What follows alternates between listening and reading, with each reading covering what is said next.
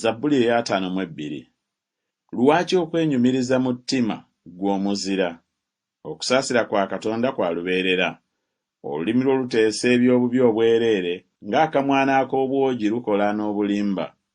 Oyagala ebibi okusinga ebirungi n'okulimba okusinga okwatula amazima. Oyagala ebigambo byonna ebiruma ggwe olulimi olw'obulimba. Era ne Katonda bw'atyo anaakuzikirizanga emirembe gyonna, alikusitula, alikukwakkula, alikuggya mu weema yo, alikusigula okuva mu nsi ey'abalamu. Era n'abatuukirivu baliraba, balitya, balimusekerera nga boogera nti, laba ye wuuyo ataafuula Katonda maanyi ge, naye ne yeesiga obugagga bwe obungi ne yeenyweza mu bubi bwe.